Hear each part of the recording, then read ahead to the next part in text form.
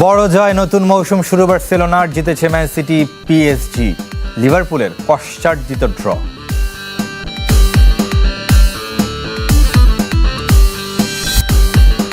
বাংলাদেশের সাথে নিয়মিত টেস্ট খেলতে আগ্রহী অস্ট্রেলিয়া, পেস বোলারদের প্রশংসায় অ্যালেক্স ক্যারি।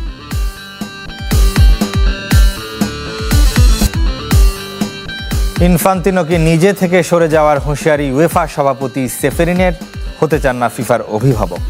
ক্রিকেটের খবর জানাবে এবার বাংলাদেশের বিপক্ষে আরও টেস্ট খেলতে আগ্রহী অ্যালেক্স ক্যারি। শরীফুলের প্রশংসায় পঞ্চমুখী অস্ট্রেলিয়ান উইকেটরক্ষক। ডারউইনে হারের পর ম্যাকাই টেস্টে ঘুরে দাঁড়ানোয় খুশি ক্যারি। 23 বছর পর অস্ট্রেলিয়ার মাঠে প্রথম টেস্ট খেলেছে বাংলাদেশ।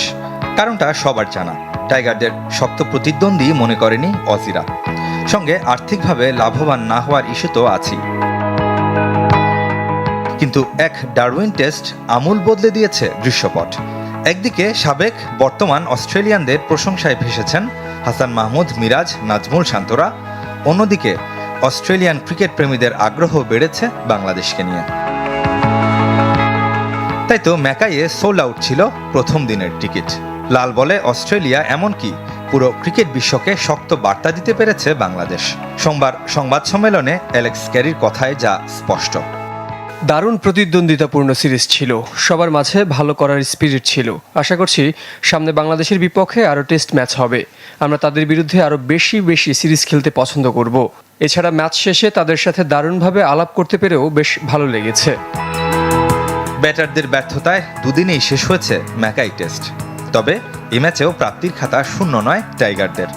বড় অর্জন ইনজুরি কাটিয়ে ফিরেই বাংলাদেশি পেসারদের মধ্যে সেরা বোলিং শরীফুলের। শুধু শরীফুল নয়, টেস্টে বাংলাদেশের পেস বিপ্লবে মুগ্ধ ক্যারি। শরীফুল দারুণ বোলিং করেছে, সে অনেক ইমপ্রেসিভ ছিল, তাই প্রথম দিনেই তার পুরস্কার পেয়েছে। বাংলাদেশের সব পেসারই এই সিরিজে অনেক ভালো করেছে।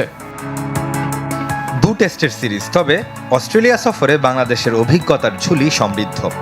হারের পর কিভাবে ঘুরে দাঁড়াতে হয় সেই শিক্ষা ম্যাকাই পেয়েছে সিমন্স শিষ্যরা। আমরা প্রথম টেস্টে সব দিকেই পিছিয়ে ছিলাম, এখানে ভালোভাবে বাউন্স ব্যাক করতে পেরে ভালো লাগছে। পরের টেস্টের জন্য 1 মাস সময় পাবো। আশা করছি পূর্ণ আত্মবিশ্বাস নিয়ে আমরা অনুশীলনে মনোযোগ দিতে পারবো।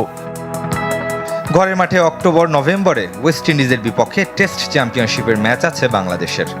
তার আগে আফগানিস্তানের বিপক্ষে আরব আমিরাতে লাল বলের লড়াই হওয়ার সম্ভাবনা প্রবল টাইগারদের। ব্যাটারদের বাজে পারফরমেন্স ডারউইন টেস্ট জয় ম্লান করে দিয়েছে, এমনটাই মনে করেন আকরাম খান।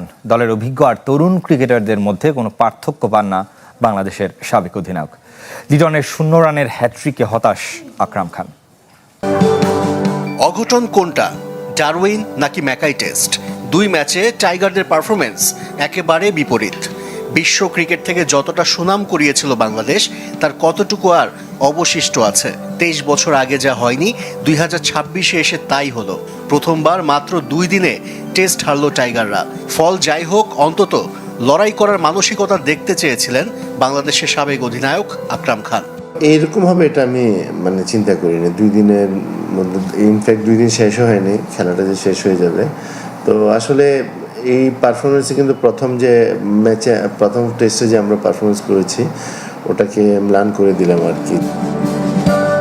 মূলত ব্যাটাররা ডুবিয়েছে বাংলাদেশকে।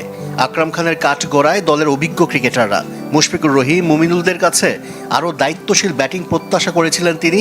শুধু তাই নয়, অভিজ্ঞ আর কম অভিজ্ঞ ক্রিকেটারদের পারফরমেন্সে কোনো পার্থক্য পান না টাইগারদের সাবেক অধিনায়ক।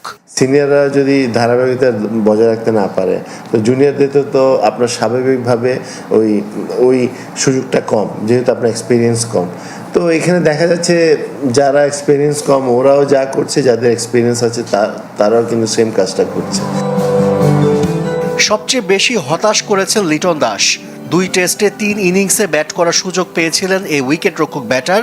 0-এর হ্যাট্রিক করেছেন লিটন। ইনজুরি থেকে ফিরেই একাদশের সুযোগ পাওয়াটাকে কাজে লাগাতে পারেননি এলকেডি। সবচেয়ে ভালো টিম ম্যানেজমেন্টই বলতে পারবে, আপনার কন্ডিশনটা কেমন, প্লেয়ারের ও রিকভারি করেছে কি না সেটা। বাট একটা হয় কি যে আপনার ব্যাটসম্যানরা সুযোগ পেলে কিন্তু রান করাটা উচিত। আদারওয়াইজ আপনার হবে কি, নেগেটিভ কথাগুলো অনেক আসবেই, যে পরপর 3টা ম্যাচে সে 0 করেছে, ডাক মেরেছে। তো এইসব কথাগুলো কিন্তু আপনার ভালো খেললে কিন্তু আসে না। ব্যাটারদের টেকনিকের পাশাপাশি মানসিকতায়ও সমস্যা খুঁজে পেয়েছেন আকরাম খান। টপ এন্ড টি-20 খবর জানাবো। হ্যাট্রিক জয় টপ এন্ড টি-20 শীর্ষে উঠে এসেছে বাংলাদেশ এইচপি। নিজেদের তৃতীয় ম্যাচে অস্ট্রেলিয়ার ভিক্টোরিয়া ক্রিকেট অ্যাসোসিয়েশনকে হারিয়েছে 5 উইকেটে। ডারউইনে টস হেরে ব্যাট করতে নেমে এইচপি বোলারদের তোপের মুখে 5 বল আগে 131 রানে গুটিয়ে যায় ভিক্টোরিয়া। সর্বোচ্চ 49 রান আসে সাম হারপারের উইলো থেকে। 15 রানে 4 উইকেট নিয়ে ধ্বংসে নেতৃত্ব দেন মোহাম্মদ রুবেল। রাকিবুলের শিকার 3টি, একটি করে উইকেট নেন আব্দুল গাফার সাকলাইন এবং রিপন মন্ডল। জবাবে 37 রানে 4 উইকেট হারিয়ে চাপে পড়ে বাংলাদেশ এইচপি। হাল ধরেন ইরফান শুক্কুর এবং শামীম পাটোয়ারি। পঞ্চম উইকেটে গড়েন 83 রানের জুটি। অধিনায়ক ইরফান 43 করে থামলেও দলকে জিতিয়ে মাঠ ছাড়েন শামীম। খেলেন অপরাজিত 51 রানের ইনিংস।